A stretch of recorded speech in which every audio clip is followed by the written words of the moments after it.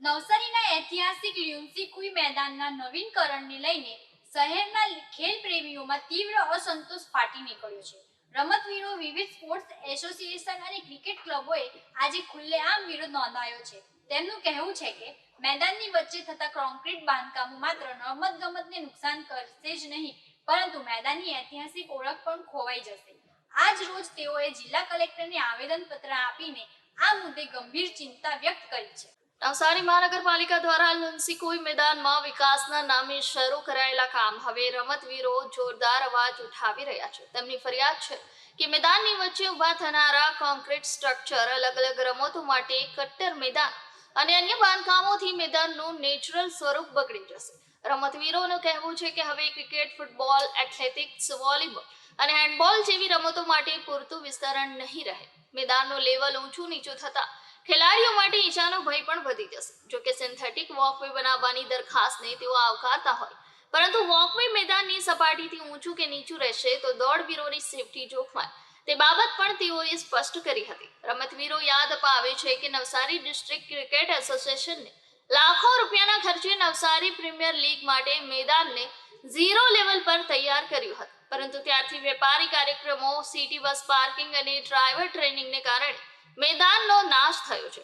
આ સમગ્ર મુદ્દે મહારાજ સયાજીરાવ ગાયકવાડના પ્રપૌત્ર જીતેન્દ્રસિંહ ગાયકવાડે પણ વિડીયો દ્વારા પોતાની પ્રતિક્રિયા આપી છે. તેમણે સ્પષ્ટ કર્યું છે કે લુન્સી કુઈ મેદાન જનસામાન્ય અને ખાસ કરીને રમતગમત માટે જ રાખવામાં આવ્યું હતું. મેદાનની અંદર બનતું ટોયલેટ બ્લોક ઐતિહાસિક વારસાનું અપમાન છે, એમ તેમણે જણાવ્યું હતું. હવે રમતવીરોની આવેદન અરજી બાદ પાલિકા તરફથી શું નિર્ણય આવે છે અને લુન્સી કુઈ મેદાનનું ભવિષ્ય કઈ દિશામાં વળી છે તે જોવા શહેરની નજર ટકી રહેશે.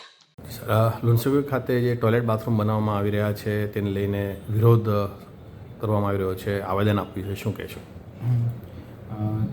આજના દિવસે સવારના સમયે લુન્સી કુઈના જુદા જુદા સ્પોર્ટ્સ સાથે સંકળાયેલા લોકો અને વિવિધ સંસ્થાના લોકો દ્વારા આવેદનપત્ર આપવામાં આવ્યું કે તે સ્થળે ટોયલેટ બ્લોક ના બનાવવામાં આવે અને જૂની જગ્યાએ જ જે જૂનું ટોયલેટ બ્લોક હતું તેમને દૂર કરીને એ જ જગ્યાએ બનાવવામાં આવે એવી રજૂઆત મૂકવામાં આવી છે, જેને ધ્યાને લઈને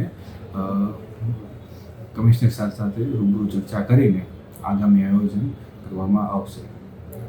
નવસારી મહાનગરપાલિકા દ્વારા નવસારીના લુન્સી કુઈ રમતગમતના મેદાનમાં વિવિધ અન્ય પ્રવૃત્તિ માટે કેટલુંક બાંધકામ ગઈકાલે શરૂ કરવામાં આવ્યું.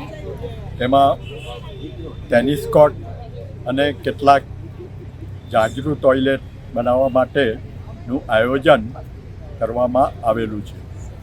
આ આયોજન કરવાથી રમતગમતની અન્ય પ્રવૃત્તિ માટે વિઘ્ન ઊભું થાય તેમ છે.